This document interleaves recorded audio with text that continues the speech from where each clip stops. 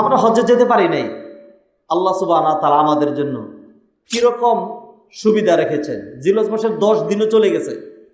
হ্যাঁ, এখন জিলহজ পেরিয়ে আমরা জিলহজের মাঝামাঝি, এরপরে আসবে মুহররম, সফর, রবিউল আউয়াল, আবার এইভাবেই বছর ঘুরতেই থাকবে।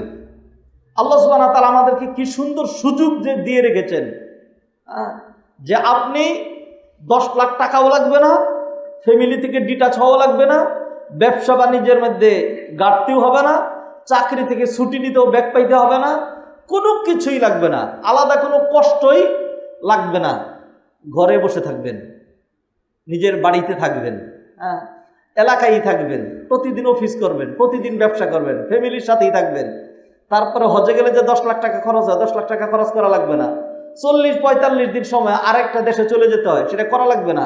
তারপরে সৌদি আরবের যে খরতাপ 45-46 ডিগ্রি আগুনের মধ্যে আপনাকে পুড়তে হবে না, রৌদ্রের কথা বলছি আর কি, ওইখানে আপনাকে পুড়তে হবে না, হাঁটতে হাঁটতে পায়ের চামড়া এটা উঠায় ফেলতে হবে না, কিছুই কষ্ট করতে হবে না।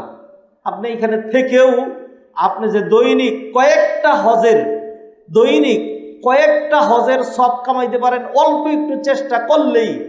এরকম সুযোগ যে আল্লাহ সুবহানাহু ওয়া তাআলা আমাদের জন্য রেখেছেন, আমরা কি সেটা চিন্তা করে দেখেছি?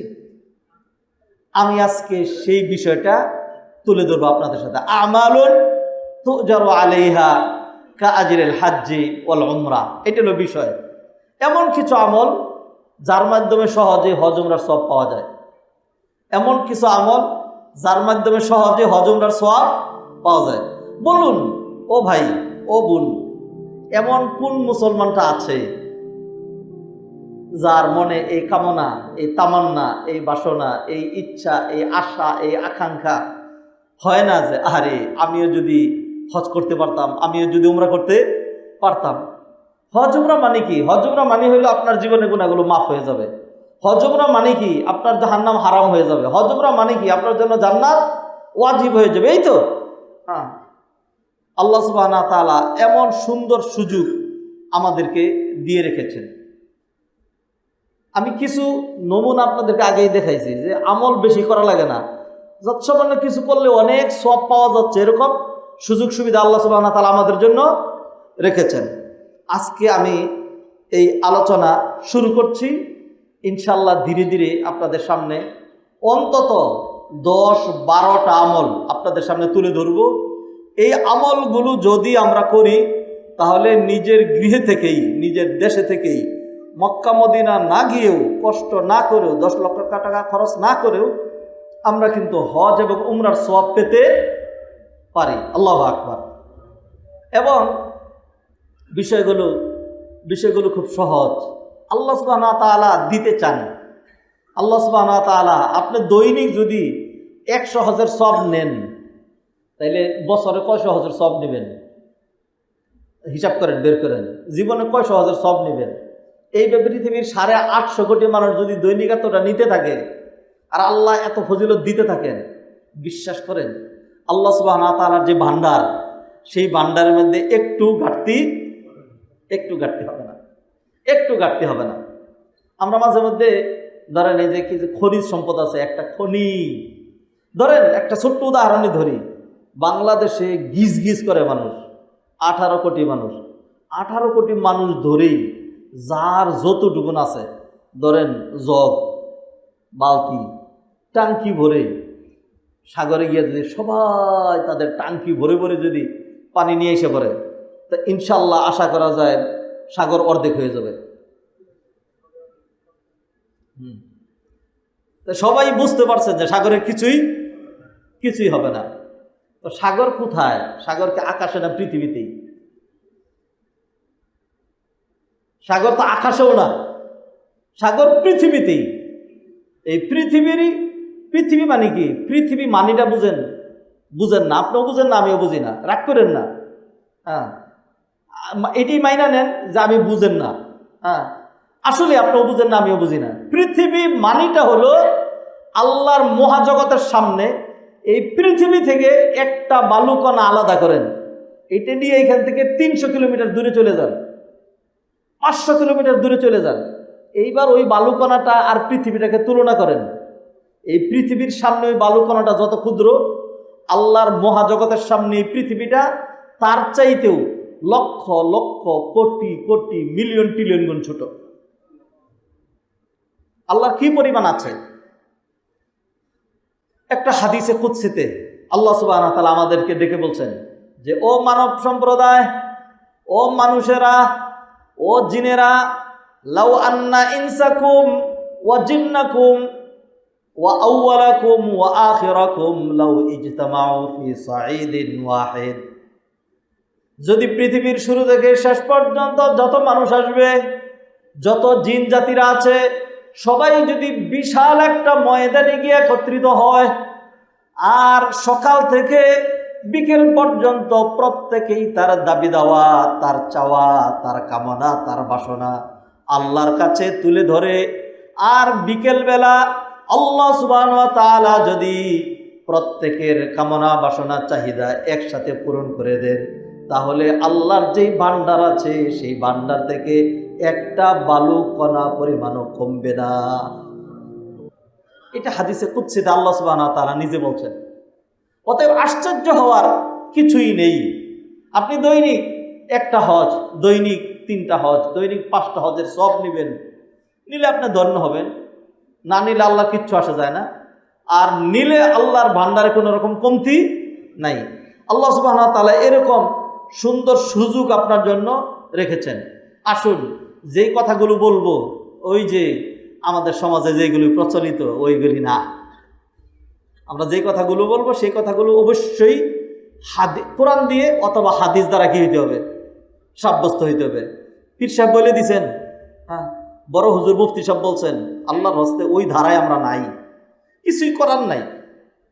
সালাম ফিরানোর পরেই আপনি মাথার মধ্যে পরীক্ষিত আমল, এটা পরীক্ষিত আমল, হ্যাঁ, এই সব পাইছেন, অমুক বুজুর্গ এটা করছেন, পরীক্ষিত আমল। মাথার মধ্যে হাত দিয়ে বলেন সর্বনাশ সর্বনাশ সর্বনাশ, মাথায় হাত দিয়ে দেখছেন আমি সে সর্বনাশ সর্বনাশ করেছে। সালাম ফিরে সাথে সাথে এর হাত দিছত কে লেগে বেটা, মাথায় হাত তো দিয়ে মানুষ সর্বনাশ হইলে। এক একজনে এক একটা বলে, হ্যাঁ, এগুলি শিখছিলাম, নিজেও কিছুদিন এরকম করছি, মাথায় হাত দিয়ে সর্বনাশ। এরপরে দেখছি সর্বনাশ, এটা তো সর্বনাশ, আর করি না। কারণ নবীজি এটা করেন নাই, নবীজি এটা করেন নাই। এত সুন্দর সুন্দর আমল আছে, নবীজির আমল, সুন্নাহর অনুসরণ, জান্নাতে যাওয়ার আমল, হজের আমল, এগুলি বাদ দিছেন। কিসের কারণে বাদ দিছেন? এই বাদ দেওয়ার পিছনে 1 নাম্বার দায়ী যারা, এরা হলো আমার মতো এরকম কিছু হুজুর। সত্য কথা, আপনি সাধারণ মানুষ, আপনাকে দায়ী করে কি করবো আমি বিন্দুমাত্র আপনাকে ব্লেম দিচ্ছি না, আমি ব্লেম দিচ্ছি আমাদের কারণে আপনারা বঞ্চিত হচ্ছেন। আমি সমাজের বাস্তবতা এবং হাদিস মিলিয়ে যদি দেখাই, এরপরে যদি আমারটা ভুল হয়, তাহলে আমাকে আলাদা ডেকে নিয়ে বলে দিন যে জীবনে আর মানুষের সামনে দাঁড়িয়ে দাঁড়িয়ে কথা বলেন না, শরম পাবেন। বলবো না। আমি যেই জায়গা থেকে দাঁড়িয়ে কথা বলছি, এরকম জায়গা থেকে দাঁড়িয়ে কথা বলতেন নবী মুহাম্মদ রাসূলুল্লাহ সাল্লাল্লাহু আলাইহি সাল্লাম। এটা কি আমার যে যা খুশি তারা এখান থেকে বলে চলে গেলাম, আর এটার জন্য আল্লাহর কাঠগড়ে আমাকে দাঁড়াতে হবে না? প্রতিটা কথার জন্য আল্লাহর কাঠগড়ে দাঁড়াইতে হবে। আমি আপনাকে যদি কোনো আমলের প্রতি উদ্বুদ্ধ করি, আপনি যদি সেই আমলটা করেন, তাইলে সেইখানে আমার সওয়াবের ভাগ আছে, থাকবে। আর আমি যদি আপনাকে কোনো একটা আমল থেকে বিপদগামী করি, আপনি সেটা কারণে করতে পারলেন না, তাইলে আমি দায়ী হব? এই দায়িত্ব আপনাকে নিতেই হবে। আসুন দেখাচ্ছি আমি। সম্মানিত ভাইয়েরা, হাদিস থেকে দলিল দিয়ে আমি কথা বলবো। প্রথমেই যে আমলটা আপনাদের সামনে তুলে ধরতে চাচ্ছি, এটা একটা হাদিসের মধ্যে রয়েছে। হাদিসটি বর্ণনা করেছেন আবু উমামা আল বাহিলি রাদিয়াল্লাহু তাআলা আনহু। মাআলিমুস সুনান, শরহ সুনানে আবু দাউদ, লিআবি সুলাইমান আল খাত্তাবি, আবু দাউদের হাদিস। এটা আবু দাউদের হাদিস। এই হাদিসে আবু উমামা বাহিলি রাদিয়াল্লাহু তাআলা তিনি বর্ণনা করছেন, আন্না রাসূলুল্লাহ সাল্লাল্লাহু আলাইহি ওয়াসাল্লাম ক্বালা, নবীজি সাল্লাল্লাহু আলাইহি ওয়াসাল্লাম ইরশাদ করেছেন, মান খারাজা মিন বাইতিহি মুতাতাহহিরান ইলা সালাতিন মাকতুবা, যে ব্যক্তি তার গৃহ থেকে অজু করে আল্লাহর ঘর মসজিদে যায়। মান খারাজা, যে বের হয়, মিন বাইতিহি, তার গৃহ থেকে, মুতাতাহহিরান, তহারাতের সাথে মানে অজু করে, ইলা সলাতিন, সলাত মানে হলো হজ, সলাত মানে হজ।